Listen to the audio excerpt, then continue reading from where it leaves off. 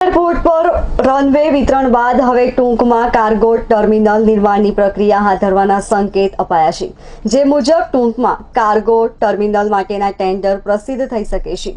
શુક્રવારના રોજ સુરત એરપોર્ટ ખાતે એરપોર્ટ કમિટીની બેઠક મળી હતી। સાંસદ, ચેમ્બર ઓફ કોમર્સના પ્રમુખ, અગ્રણીઓની ઉપસ્થિતિમાં બેઠકમાં વિવિધ બાબતો ઉપર ચર્ચા વિચારણા થઈ હતી।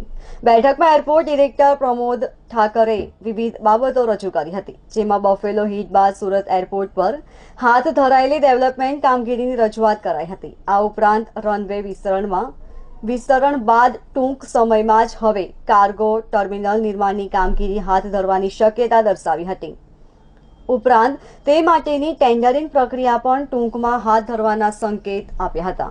બેઠકમાં સુરત એરપોર્ટ રનવે વિસ્તરણનો પ્રશ્ન ચર્ચામાં રહ્યો હતો, જેમાં ખાસ કરીને સુરત એરપોર્ટ રનવેને હાલના 2250 મીટરથી લંબાવીને 3000 મીટર કરવાની માંગ હતી, જે સામે તાજેતરમાં એરપોર્ટ ઓથોરિટી દ્વારા એરપોર્ટ રનવે 655 મીટર લંબાવી 2905 મીટર કરવાનો નિર્ણય કર્યો છે। જે મુદ્દે આજની બેઠકમાં પ્રશ્નો પૂછાયા હતા, જેના સંદર્ભમાં જણાવાયું હતું કે સુરત એરપોર્ટની સી કેટેગરીમાં આવે છે, જેની મર્યાદા મુજબની લંબાઈ સુધી રનવેની લંબાઈ મંજૂર કરી દેવાય છે। ચેમ્બર ઓફ કોમર્સના પ્રમુખ મહેન્દ્ર કતારગામવાલા, રજનીકાંત મારફતિયા સહિતનાઓએ રનવે વિસ્તરણ ઝડપથી પાર પાડવા તથા તેની લંબાઈ માંગ પ્રમાણે વધારવા રજૂઆત કરી હતી। ઉપરાંત ફ્લાઇટ ફ્રીક્વન્સી વધારવા પર પણ ભાર મૂક્યો હતો।